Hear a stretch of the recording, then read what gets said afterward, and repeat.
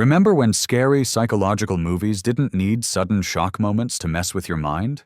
The 90s gave us movies that got inside your head and wouldn't leave? Movies that made you doubt your neighbors, your friends, even your own memories. These aren't the ones everyone talks about. Not Silence of the Lambs or Seven. These are the ones that got overlooked. The psychological thrillers that were too disturbing for their own good. Arlington Road came out in July 1999, just months after Columbine, and nobody knew how to handle it. Jeff Bridges plays Michael Faraday, a college teacher who studies terrorism in America and becomes worried about his new neighbors in the suburbs, a seemingly perfect couple played by Tim Robbins and Joan Cusack. Their carefully normal behavior becomes scary. Faraday's wife, an FBI agent, died in a messed-up police operation, leaving him obsessed with conspiracy theories. When small differences in the Lang family's stories add up, he becomes sure they're planning an attack, but can't get anyone to take him seriously.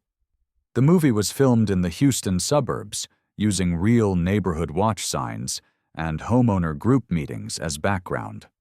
Director Mark Pellington demanded they film in houses where people actually lived because he wanted real suburban fear and suspicion. Bridges said the role made him genuinely nervous around his own neighbors for weeks. Critics said it predicted the future when it was released. 2 years later, after 9/11, nobody wanted to talk about it at all. Shattered might be the most forgotten film on this list, which is strange considering it's about a man who completely forgets who he is. Tom Berenger wakes up after a terrible car crash with a rebuilt face and total memory loss. His beautiful wife, played by Greta Scacchi, helps him put together his identity as Dan Merrick, a rich San Francisco builder with a perfect marriage and amazing life. But as his memory slowly comes back in pieces, nothing quite makes sense. Berenger hires a private detective, played by Bob Hoskins, who starts finding problems in the story. Proof that Dan Merrick's life might not have been so perfect, or that the man in the hospital bed might not be Dan Merrick at all. The movie came out in October 1991 to mostly empty movie theaters. Director Wolfgang Peterson filmed the entire movie through slightly bent lenses to create subtle visual uneasiness, making everything feel just slightly off. Berenger wore fake facial parts for the first half of shooting to make his own face feel strange to him. Bob Hoskins made up most of his lines because he said the script's words felt too clean for a dirty story. It's a mean little mystery that deserved a better outcome than being forgotten. The hand that rocks the cradle made hiring a babysitter feel like playing Russian roulette. Rebecca De Mornay plays Peyton, a woman whose doctor husband kills himself after being accused of sexual assault by several patients, including Claire Bartle, played by Annabella Sciorra. Peyton loses everything, her husband, her home, and her unborn baby after losing the pregnancy due to the stress. Filled with anger, she plans revenge against Claire by pretending to be the perfect nanny for Claire's newborn and young daughter. Once inside, she carefully works to replace Claire in every way, all while acting like she's absolutely necessary. De Mornay lived with a real nanny for 3 weeks to study the close relationships of being in someone else's family. Director Curtis Hanson filmed the movie to feel trapped, even in its big suburban house, turning the family home into a prison. Annabella Sciorra had real panic attacks during several scenes because De Mornay stayed in character between takes. The film became a surprise hit in January 1992, proving that sometimes the scariest bad guy is the one you welcome inside and never see coming.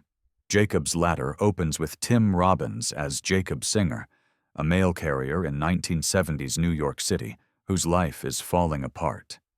He's haunted by memories from Vietnam, where his entire military unit was killed in a violent attack he barely escaped. But worse than the memories are the visions he sees. Evil-looking figures with shaking heads in subway stations. His girlfriend turning into something not human. Strangers who seem to be watching him everywhere. Jacob finds out other members of his unit are seeing the same visions before dying under strange circumstances.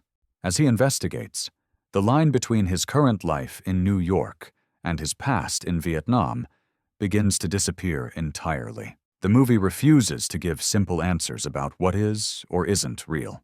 Director Adrian Lyne created some of the most disturbing images of the 90s. The hospital scene used real thalidomide victims as extras without telling Robbins ahead of time. His fear is real. It was released in November 1990 to puzzled audiences and split critics. Tim Robbins was so disturbed by it, he refused to watch the finished movie for 5 years. Fear turned Mark Wahlberg into every parent's worst nightmare. He plays David McCall, a good-looking teenager who becomes violently obsessed with Nicole Walker, played by Reese Witherspoon.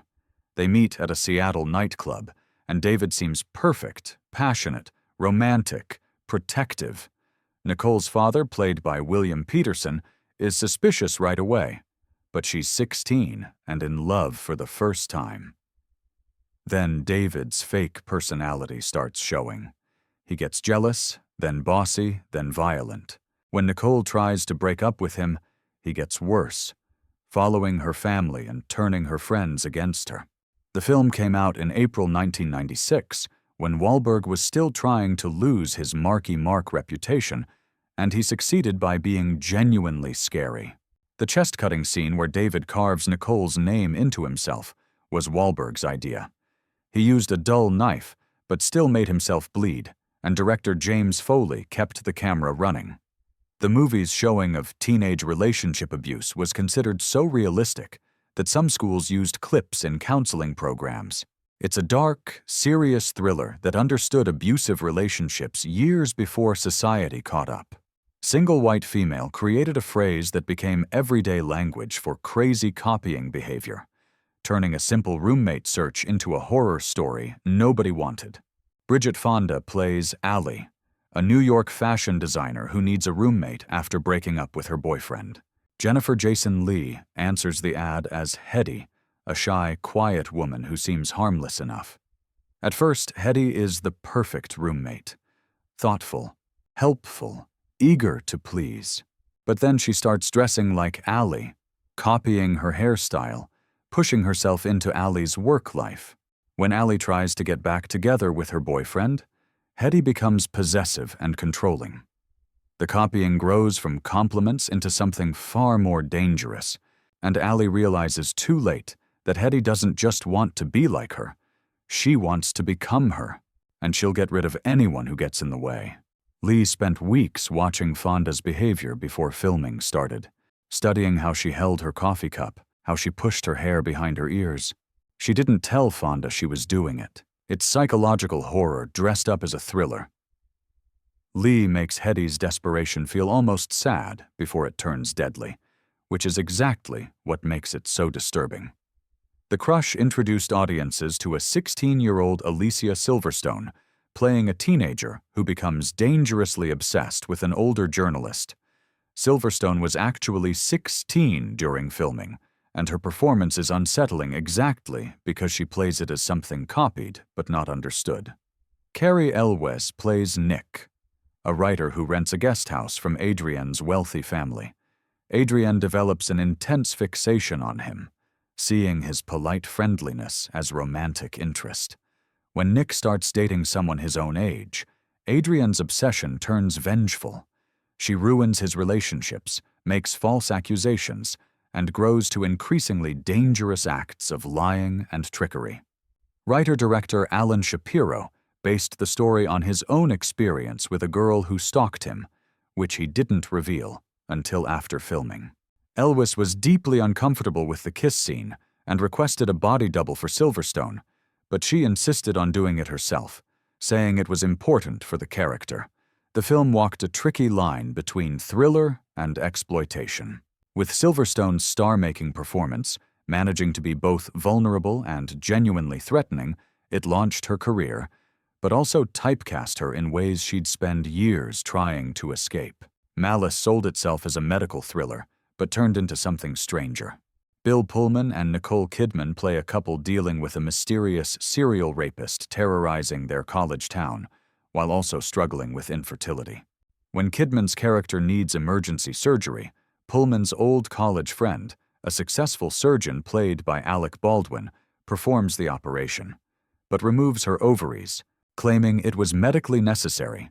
She sues for malpractice, and Baldwin delivers his infamous "I am God" courtroom speech that wasn't even in the original script. He made it up during rehearsal, and director Harold Becker immediately rewrote the scene around it. The film went through major rewrites involving multiple screenwriters, including Aaron Sorkin, who contributed many of the thriller elements in the final version. Sorkin later separated himself from the project, expressing disappointment with how it turned out, and calling it a mess. It's a crazy thriller that keeps pulling the rug out from under you, revealing layers of lies that make you question everything you've watched from the opening scene. The Good Son proved Macaulay Culkin could play against type in the most disturbing way possible. Elijah Wood plays Mark, a boy sent to stay with his aunt and uncle in Maine after his mother's death. His cousin Henry, played by Culkin at the height of his Home Alone fame, seems like the perfect companion. Charming, adventurous, eager to show Mark around.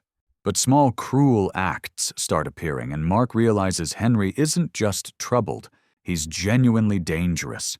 But Henry is so skilled at manipulation that no adult will believe Mark's accusations, leaving him trapped in a house with a child who might be capable of murder.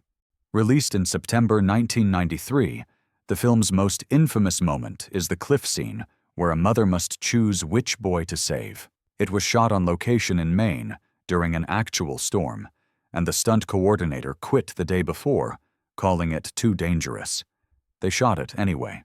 Culkin's performance was so convincingly cold that several child psychologists wrote concerned letters to the studio. The film basically ended his career as a child actor. He wouldn't appear in another theatrical film for a decade.